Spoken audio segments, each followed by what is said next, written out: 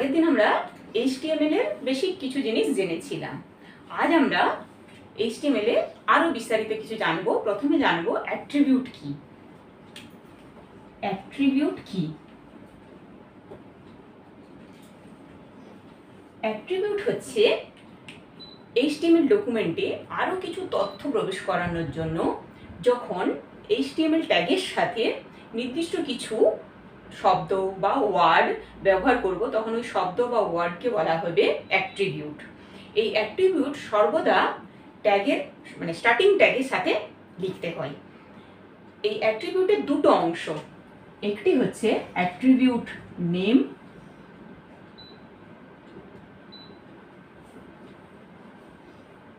অপরটি হচ্ছে attribute value.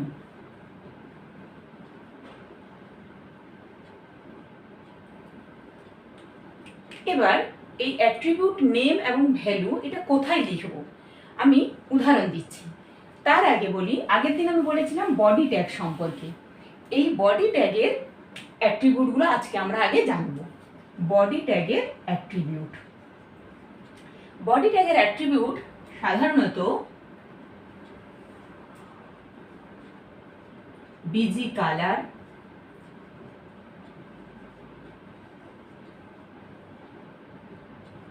Background, text এগুলো হয়ে থাকে। এবার আমি একটা উদাহরণ দিই, তাহলে ব্যাপারটা বুঝতে আরো সুবিধা হবে। প্রথমে হচ্ছে বিজি কালার। আমরা একটা HTML ডকুমেন্ট লেখার সময় কি করি, সবার শুরুতে থাকে HTML কথাটা, তারপর হেড, তারপর টাইটেল। এখানে টাইটেল দেব সাপোজ মাই ফার্স্ট পেজ। টাইটেলকে শেষ করে দিতে হয় এখানেই। নেক্সট হেডকে শেষ করে দিতে হয়। নেক্সট শুরু হয় বডি। এই যে বডি ট্যাগ লিখেছি, এই বডি ট্যাগের সাথেই তার অ্যাট্রিবিউট দেব কি, busy colour. Body space busy colour equals two আমি দিলাম রেড। নিচের লাইনে আমি সাপোজ লিখলাম কম্পিউটার, দিয়ে বডিকে শেষ করব HTML কে শেষ করব। এই যে লিখেছি body BG colour equals to red, এই বিজি কালারটা কি, বডি ট্যাগের অ্যাট্রিবিউট নেম, অ্যাট্রিবিউট নেম। আর এইটা হচ্ছে অ্যাট্রিবিউটের ভ্যালু। এই অ্যাট্রিবিউটের ভ্যালুটা আমরা সমান চিহ্নের পরে ডবল কোটেশনে রাখবো। তাহলে বডি স্পেস তার অ্যাট্রিবিউট স্পেস সমান চিহ্ন আবার স্পেস দিয়ে তার ভ্যালুটা যা আমি দিতে চাই। এইটা হলো একটা অ্যাট্রিবিউট লেখার নিয়ম। ঠিক আছে, তাহলে এই আউটপুট হিসাবে আমি কি পাবো, এইখানে কম্পিউটার কথাটা লেখাটা থাকবে। এটা যদি টাইটেল বার হয়ে যায়, মাই ফার্স্ট পেজ এখানে লেখা থাকবে, মাই ফার্স্ট পেজ। তার ঠিক নিচে এখানে মানে টাইটেল বারের ঠিক নিচেই কম্পিউটার লেখাটা থাকবে। কিন্তু ব্যাকগ্রাউন্ডটা কি কালার থাকবে, ব্যাকগ্রাউন্ডটা থাকবে লাল কালারের। আর যদি আমি এই জিনিসটা না দিতাম, এইখানেই যদি গ্রেটার দেন চিহ্নটা দিয়ে দিতাম, তাহলে কি হতো, ব্যাকগ্রাউন্ডটা হোয়াইট থাকতো। ঠিক আছে, এইটা হলো body BG colour equals to red. এটা হচ্ছে বিজি কালারের অ্যাট্রিবিউটের উদাহরণ। নেক্সট হচ্ছে ব্যাকগ্রাউন্ড। ব্যাকগ্রাউন্ড অ্যাট্রিবিউটের জন্য কি লিখবো, body background equals to body space দেব background equals to suppose picture dot JPG দিয়ে গ্রেটার দেন চিহ্ন দিলাম। নিচে যেমন আমি কম্পিউটার লিখেছিলাম তেমনি কম্পিউটারই লেখা থাকবে সাপোজ। তাহলে এই যে এখানে ব্যাকগ্রাউন্ডটা হচ্ছে কি, তার অ্যাট্রিবিউট, আর পিকচার ডট জেপিজিটা হচ্ছে তার ভ্যালু। কিন্তু এই যে পিকচার ডট জেপিজি মানে কি, পিকচার ডট জেপিজি মানে পিকচার হচ্ছে, এই পিকচার কথাটা হচ্ছে কি একটা ছবির নাম, আর ডট জেপিজি মানে তার এক্সটেনশন নেম। এইটা আমি ব্যাকগ্রাউন্ডে কি দেখতে পাবো, এই পিকচার নামে ছবিটা আমি ব্যাকগ্রাউন্ডে দেখতে পাবো, ওয়েব পেজের ব্যাকগ্রাউন্ডে পিকচার নামে ছবিটা আমি দেখতে পাবো। কিন্তু তখনই দেখতে পাবো যখন এই ফাইলটাকে আমি যে লোকেশনে সেভ করব। সাপোজ আমি যদি ডি ড্রাইভে সেভ করি, তাহলে এই যে পিকচার.jpg নামে আছে, এই পিকচারটাও যদি ডি ড্রাইভে থাকে তবেই আমি এটা ব্যাকগ্রাউন্ডে পিকচারটা দেখতে পাবো, না হলে আমি কিন্তু এই ব্যাকগ্রাউন্ডে পিকচারটা দেখতে পাবো না। তখন আমাকে কি করতে হবে, তার যদি অন্য কোনো ড্রাইভে পিকচারটা থাকে, সাপোজ আমি ডি ড্রাইভে সেভ করলাম এই জিনিসটা, কিন্তু আমার পিকচারটা আছে কোন ড্রাইভে, ই ড্রাইভে সাপোজ আছে, তাহলে আমাকে এই ই ড্রাইভে থাকার জন্য আমাকে পাথ দিতে হবে। সেটা কিভাবে উল্লেখ করব সেটা আমি এইখানে লিখছি, নিচের লাইনে লিখছি। ব্যাকগ্রাউন্ড ইকুয়ালস টু, তখন ই কোলন চিহ্ন দেব, স্ল্যাশ চিহ্ন দেব, দিয়ে পিকচার ডট জেপিজি দিয়ে ডবল কোটেশনটা শেষ করবো গ্রেটার দেন চিহ্নটা। এটা কন্টিনিউ, ব্যাকগ্রাউন্ড ইকুয়ালস টু, এই ডবল কোটেশনটা আমি যদি নিচে দিই তাহলে জিনিসটা আরো সুন্দর হবে। Background equals to double quotation শুরু, E colon slash picture dot JPG double quotation শেষ গ্রেটার দেন চিহ্ন দিয়ে আমার নিচে যেমন লেখা ছিল কম্পিউটার লেখা থাকবে। তখন কি হবে, আমার যদি ডি ড্রাইভে আমি এই ফাইলটাকে সেভ করি আর আমার পিকচার যদি থাকে ই ড্রাইভে, তাহলেও আমার ব্যাকগ্রাউন্ডে পিকচারটা আমি দেখতে পাবো। কিন্তু ই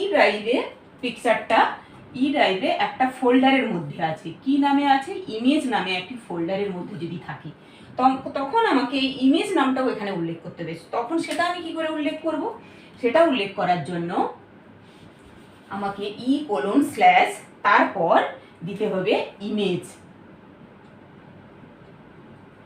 যে নাম থাকবে সেই নামটা দিতে হবে এখানে, ইমেজ আবার স্ল্যাশ দিয়ে যে নামে ছবিটা থাকবে, আমার ছবি আছে আগেই বলেছি পিকচার ডট জেপিজি দিয়ে ডবল কোটেশনটা শেষ হবে, দিয়ে গ্রেটার দেনটা শেষ হবে। অর্থাৎ একটা ড্রাইভ এটা, তারপর তার ফোল্ডার, যদি আরো ফোল্ডার থাকে তাহলে আবার স্ল্যাশ দিয়ে আরো ফোল্ডার, মানে যতটা ভেতরে থাকবে পুরো পাথটা আমাকে উল্লেখ করতে হবে, এটাকে বলা হচ্ছে পাথ। ঠিক আছে, দেওয়ার পর পিকচারটার নাম তার সঙ্গে তার এক্সটেনশন নেই দিলে তবে গিয়ে আমি পিকচারটা ব্যাকগ্রাউন্ডে দেখতে পাবো। হলো, এইটা হলো বডি ব্যাকগ্রাউন্ড অ্যাট্রিবিউটের উদাহরণ। নেক্সট হচ্ছে টেক্সটের উদাহরণের জন্য আমি এই যে কম্পিউটার কথাটা লিখেছি, আমার ব্যাকগ্রাউন্ডে এই পিকচারটা আছে, আমি কি করব, টেক্সটের উদাহরণ দেব। তার জন্য বডি টেক্সট ইকুয়ালস টু দিলাম ব্লু দিয়ে কম্পিউটার, বডি শেষ, HTML শেষ। তাহলে কি হবে, এই যে কম্পিউটারটা লিখেছি সেটা কি কালারে দেখা যাবে, ব্লু কালারের লেখা কম্পিউটার লেখাটা। আমি শুধু কম্পিউটারের কথা নেই, এর মধ্যে যা যা লিখবো সমস্ত কিছু কি হবে, ব্লু কালারের হবে। এটাই হচ্ছে টেক্সটের উদাহরণ।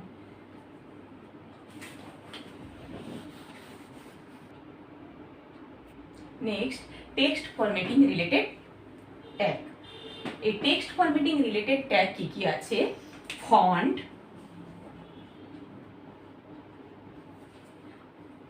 Next B, I, U, sup, sub,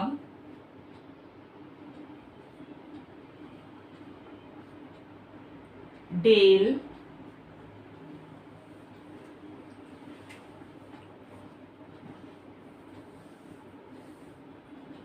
HR,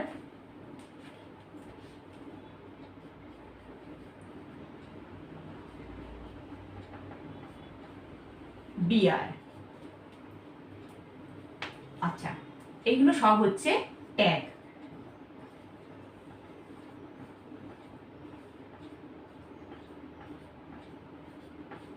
text formatting related tag. প্রথমে ফন্ট ট্যাগ।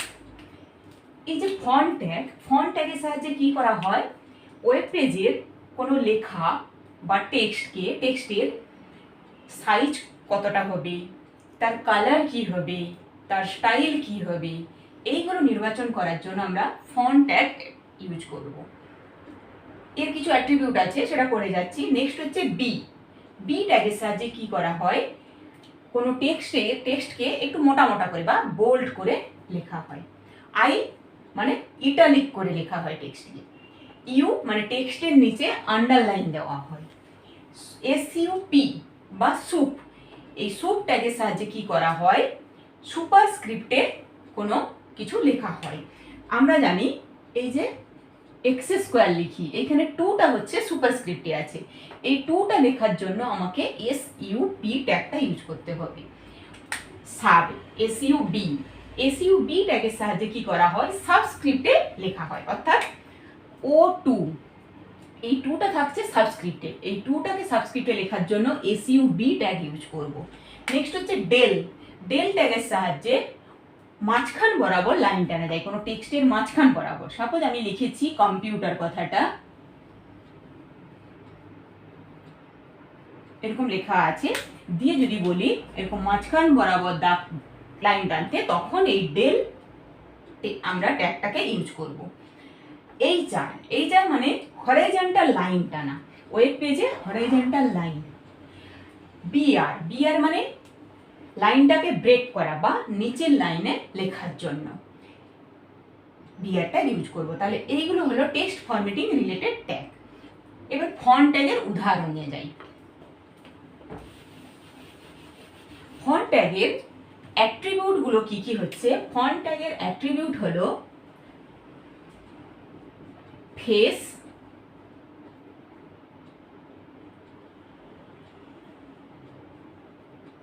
Colour, size. একটা উদাহরণ দিই কেমন হবে, যেমন HTML হেড টাইটেল শুরু হয় সেটা থাকবে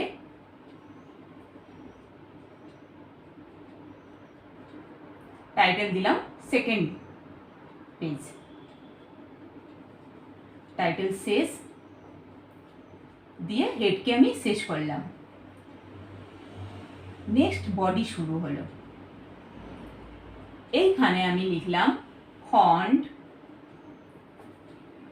face equals to Arial black suppose,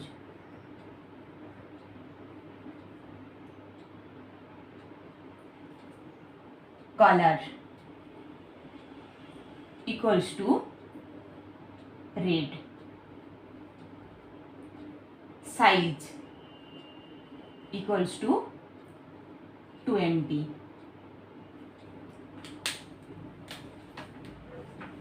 দিয়ে আমি লিখলাম কম্পিউটার কথাটা।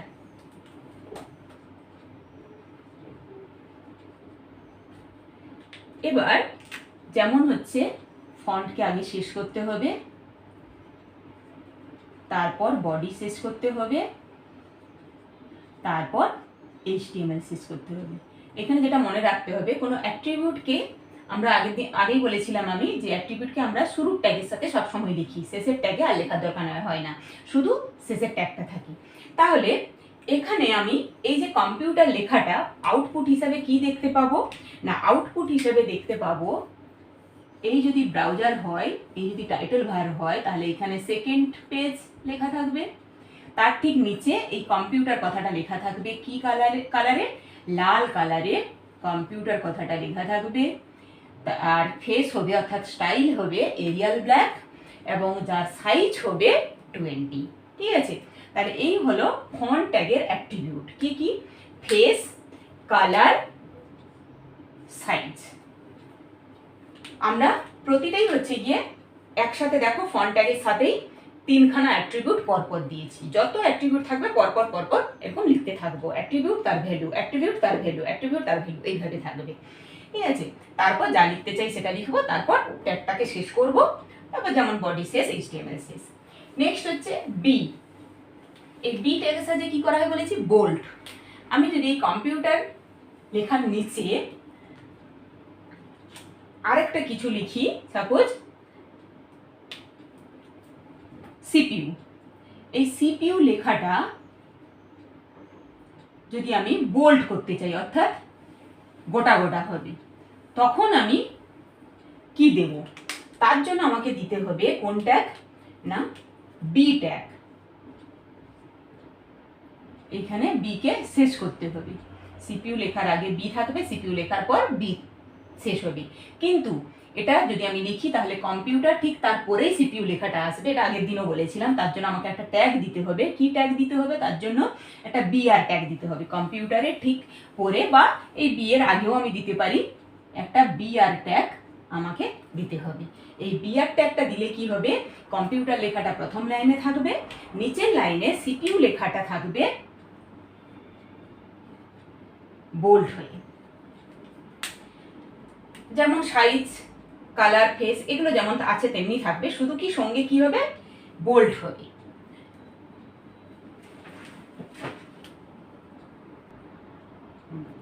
নেক্সট হচ্ছে আই। ইটালিকের জন্য আই, আমি জাস্ট বি কে মুছে দিয়ে আই লিখলাম, তাহলেই হয়ে যাবে ইটালিক। নেক্সট আমি এই সিপিইউ লেখাটাকে যদি আন্ডারলাইন করতে চাই, সিপিইউ লেখাটাকে আন্ডারলাইন করতে চাইলে নিচে ধরো একটা আন্ডারলাইন দেবো, তাহলে আমাকে কি করতে হবে? এখানে বি ট্যাগের পরিবর্তে ইউ ট্যাগটা নিতে হবে,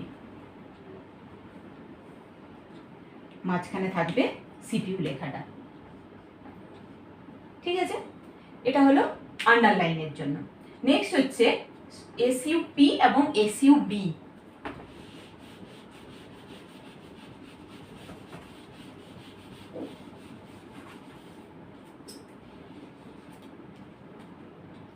এসইউ পি আমরা যদি এরকম দেখতে চাই,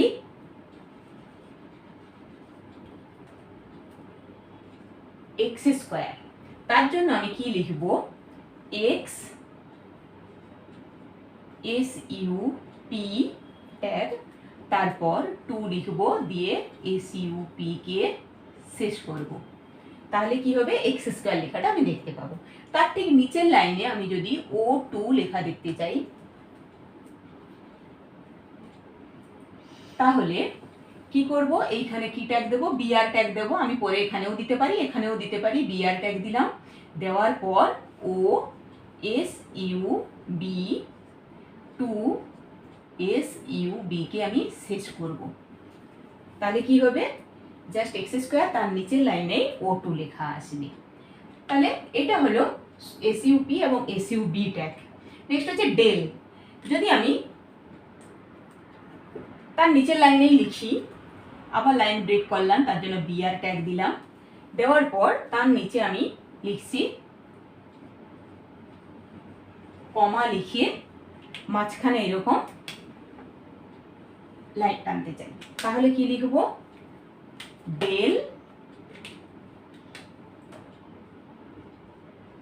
ডিইএল দিয়ে কমা দিয়ে ডেলকে শেষ করব, তাহলেই হয়ে যাবে জাস্ট নিচের লাইনে কমা লিখে মাঝখান দিয়ে একটা লাইন। Next HR. এই এইচআর এর অ্যাট্রিবিউট হতে পারে সাইজ,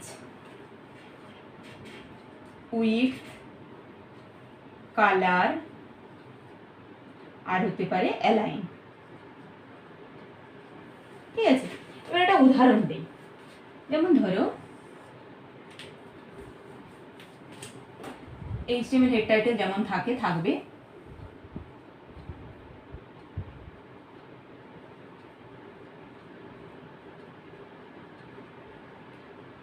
টাইটেল দিলাম আমি হরিজন্টাল লাইন।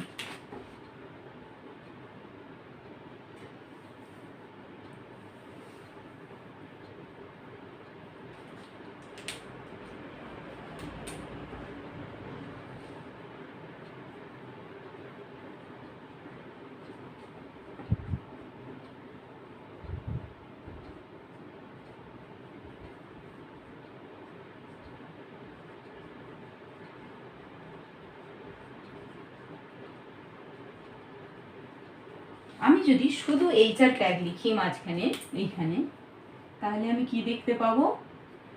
এই যদি আমার ব্রাউজার হয়, তাহলে আমি দেখতে পাবো এরকম একটা হরাইজন্টাল লাইন স্ক্রিনে দেখতে পাবো। ঠিক আছে, এবার আমি তার অ্যাট্রিবিউটগুলো দিচ্ছি।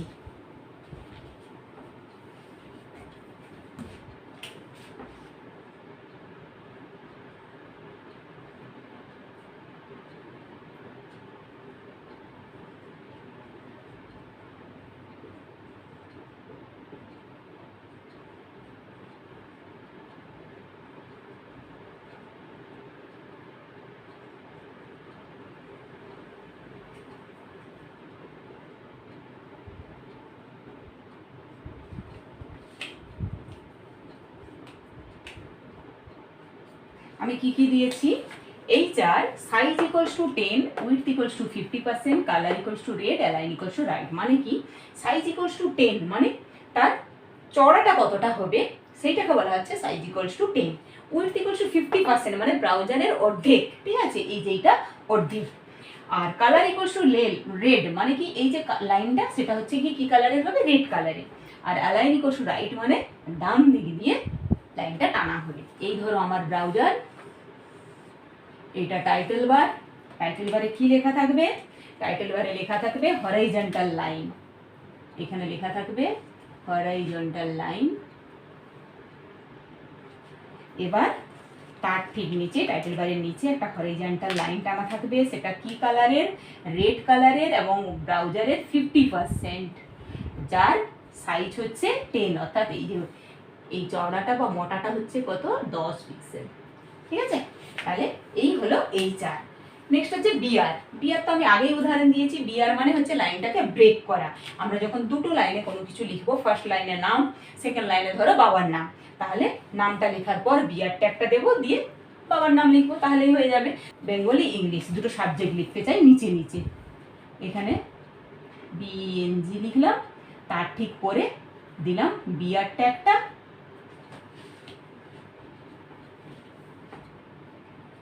তার ঠিক নিচে লিখবো ইংলিশ। তাহলে আমার ফলাফল কি আসবে? বিএনজি, তার ঠিক নিচে লাইনে আসবে ইএনজি। বোঝা গেল? তাহলে বিআর মানে লাইনটাকে ব্রেক করা। আজ তাহলে এখান পর্যন্ত।